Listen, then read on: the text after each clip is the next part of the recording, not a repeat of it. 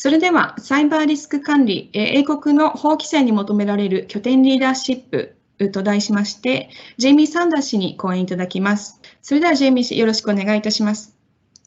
My name is Dr. Jamie Saunders, as Tomomi has said.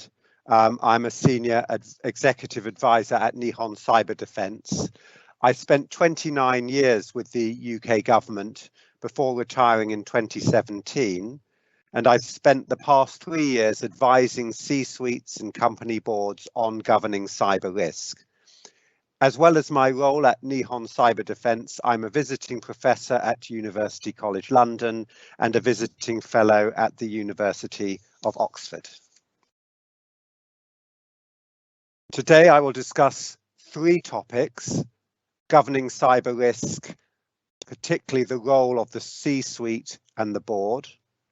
I will talk about UK regulatory requirements, and I will talk about the implications for UK subsidiaries and branches of Japanese companies.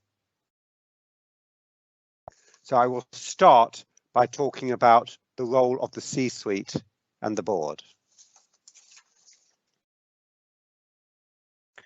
Now, it's very obvious that the C-suite and the board have a very different role to the one of the specialist staff in the IT and security departments. The problem is that a lot of the guidance available to companies on cyber is aimed at these specialist staff, and there's very little guidance there to help company boards understand their roles. And the result of that is that a lot of the board level conversations about cyber risk end up focusing on technical and operational detail rather than being broader conversations about risk exposure, resilience, risk tolerance, crisis management, and strategic decision making, which are proper topics for the board. The diagram I'm showing you here is an illustration of the hierarchy of risk management within a company, starting with IT operations and security operations and going up to the board governance level. And what this shows is that although there is guidance available for IT operators and security operators, there's very little guidance available at the board level. I just wanted to show some of the more technical and operational guidance that exists for cybersecurity, and many of you will be familiar with these. They're all very important, and every company should be taking these seriously, but they do not provide a holistic view of risk exposure, nor the full range of mitigations available to companies to reduce the likelihood and impact of risks. The second point is that very few companies in practice can say that they meet these technical and operational standards perfectly. People will always make mistakes, and the technical and threat environment is constantly changing. What matters is that a company understands what its principal risk exposures are and where they should be focusing their controls and assurance measures. This will always be context specific because every company have their own risks, their own priorities, and their own operating environment. Here are some examples of the guidance that is available for company boards on governing cyber risk. None of these are perfect, but personally I have found the City UK report the most useful, Governing Cyber Risk, a guide for company boards. That may be because I wrote it. I'm going to explain some of the key principles in the City UK report shortly, but first I want to talk about regulatory requirements in the UK and how they affect you as branches of Japanese companies.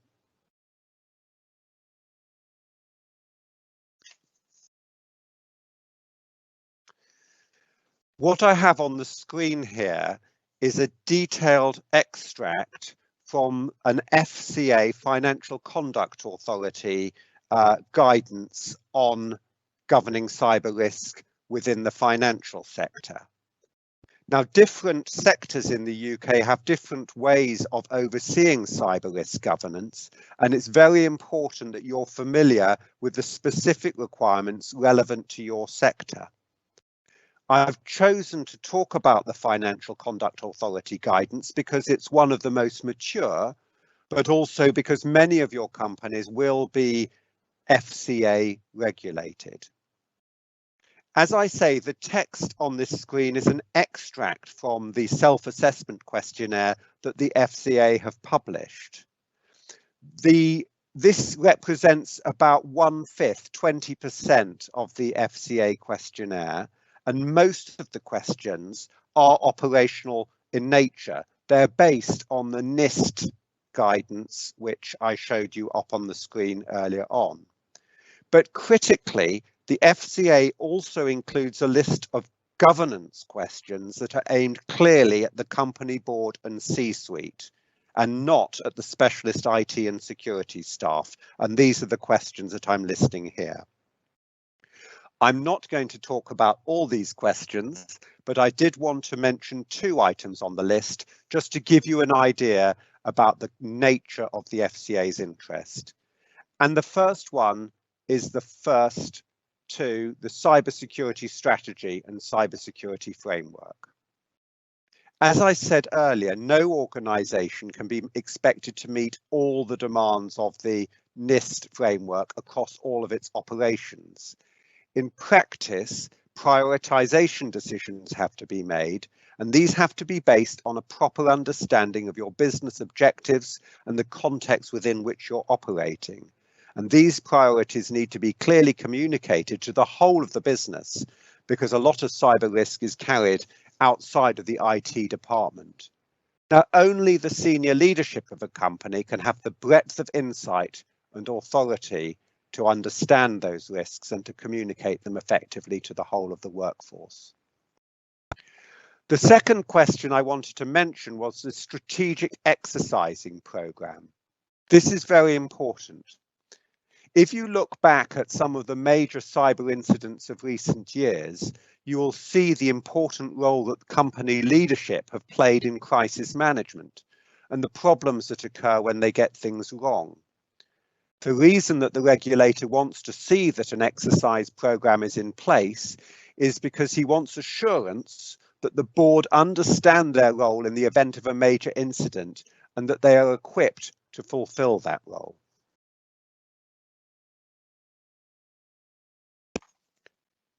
I now want to talk about the implications for UK subsidiaries and branches of Japanese companies.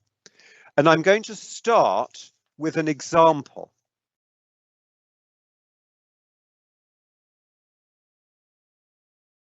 Now, most of you will be familiar with the event that occurred with Equifax in the United States in 2017.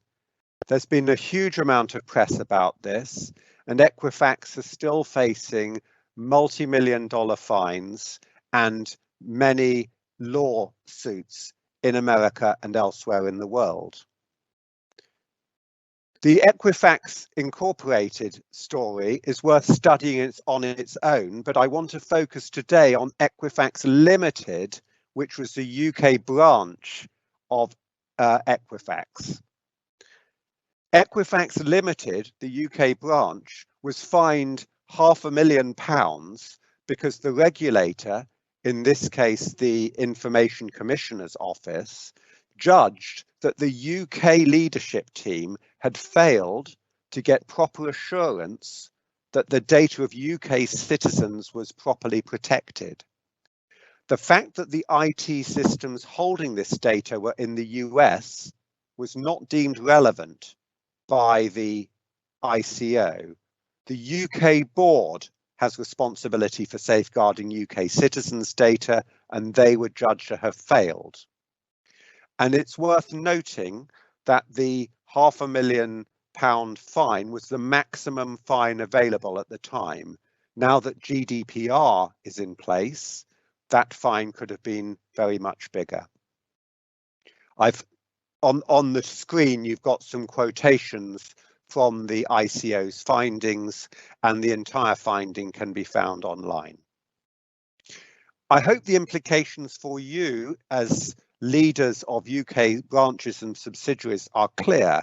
You are responsible for ensuring that cyber risks associated with your UK operations are properly managed, irrespective of whether your IT is hosted here in the UK or in Japan.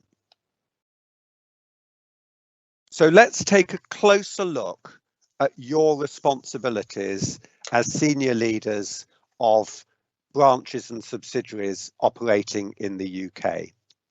And I said I would talk a little bit more about the City UK report governing cyber risk, a guide for company boards.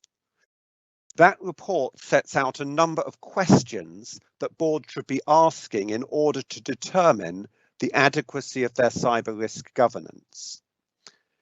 What I've done on the screen is to adapt the questions from the report to the circumstances of a UK subsidiary of an overseas headquartered company. I should add I've done the same for the FCA questions that I showed you earlier, but we don't have time to go through that today. When I wrote the City UK report, I interviewed a number of board chairmen, the chairs of risk and audit committees, and other non-executive directors to establish how well these questions could be answered. And that did include subsidiaries of Japanese companies operating in the UK.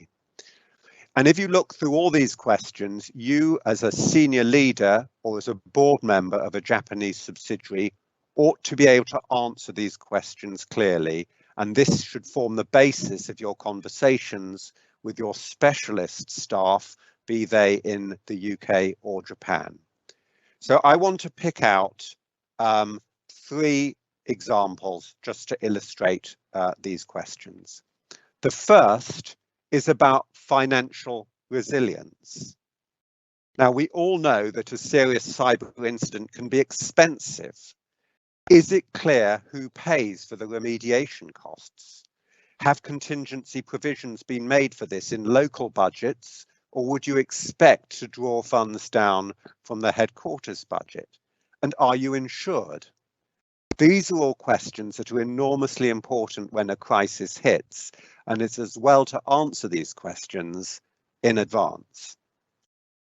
The second point I wanted to raise was about executive accountability. Who is responsible for overseeing cyber risk management in your subsidiary? Are they based in the UK or are they based in Japan? If they are based in Japan, do they have a proper understanding of your UK business priorities? And if they're based in the UK, are they able to influence how risks are being mitigated on systems, IT systems, based in Japan? And how do you know that these controls take proper account of systems and data that may be unique to you in the UK or just particularly important to you in the UK, but may not be that important to the teams in Japan, or the teams in Japan may not even be aware of them? And then the final question I wanted to highlight was about board ownership and your personal regulatory and fiduciary responsibilities. In the UK, we have something called the senior management regime, and it places personal responsibility on board members to fulfill these responsibilities. So it's very important that you understand what they are.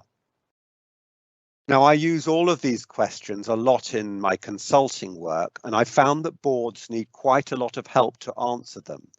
But once they've started on this journey, it does help shift the conversation at board level from detailed consideration of technical controls to a more strategic conversation about risk and resilience. And it improves the quality of the conversation between senior executives and board members and the executive staff, the technology and operational staff who are responsible for managing the risk on a day-to-day basis. I will close with just emphasizing these key points from my presentation. The first is that management committees and boards of UK subsidiaries are accountable for overseeing cyber risk management within their jurisdictions within the UK. The second is that the regulatory requirements in the UK apply irrespective of overseas ownership. Next, the UK management committees and boards have a key role in establishing the specific circumstances of the UK company's operating environment. These will be country specific. There will be country specific differences in regulation, in the market, and the cyber risk profile. Next, it's critical that you understand your personal responsibilities as board members or C-suite and how they relate to the responsibilities of HQ executives in Japan. And finally, cyber is not an issue for the IT and security departments to manage on their own. You have a critical role to play. Tomomi, that completes my remarks, and I would welcome questions from our audience. 私の方から一つ質問したいと思います。先ほど、ジェイミーの講演の中では、FCA、金融の規制、庁ですね、の、例を出して、どういったガバナンスに関する質問が投げかけられているかという話がありました。しかし、一方で、業界によってはあまり規制がないというような業界があると思います。こういった規制によって強化されていくようなセキュリティというような形でリアクティブに反応ができないような業界についてはどのようにインセンティブを確保していくのかというところを聞きたいと思います。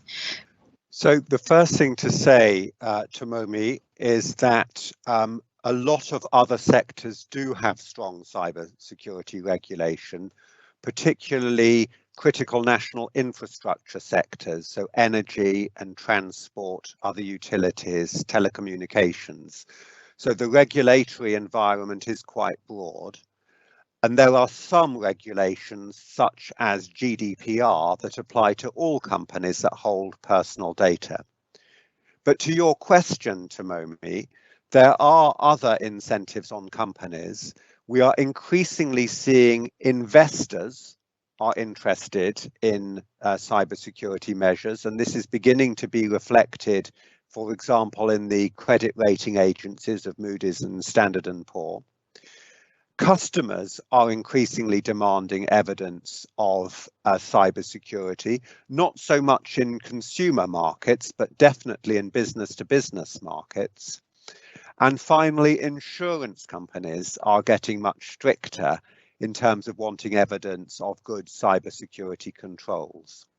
So if you look at that whole range of incentives, regulatory, insurance, customers and investors, then most companies will see that there is some incentive on them to improve their cybersecurity practices. Jamie, I have a question from the audience. So in the last slide, in the final slide, you mentioned about that cybersecurity is not the matter of that. It's not the matter that managed by IT department. Can you elaborate a little bit what you want to deliver with that message? So obviously the IT department have a very important role, but it's not only the IT department. So for example, if you are running procurement, then you need to understand any cybersecurity risk that the company may face in its supply chain. For example, if you are running an operation that is handling a lot of sensitive information, then it's going to be for your staff to ensure that information is protected, because only they can understand its importance. They need to make sure they're not emailing it to people outside the company. The IT department can provide the technical controls, but it's for everyone in the company to implement those controls. And as far as the board is concerned, they are the ones who have to make decisions about investment in cybersecurity, what those priorities should be, how those should be balanced against other demands on the company budget. I could go on. HR have an important role to play in terms of training, etc., etc. But it's a whole of company issue. I think my biggest problem often is that it's very hard for the IT department to really understand business risk. So somehow the business risk has to be communicated to the IT department so that they can prioritize controls in the right place. Thank you, Jamie, for joining today. Thank you.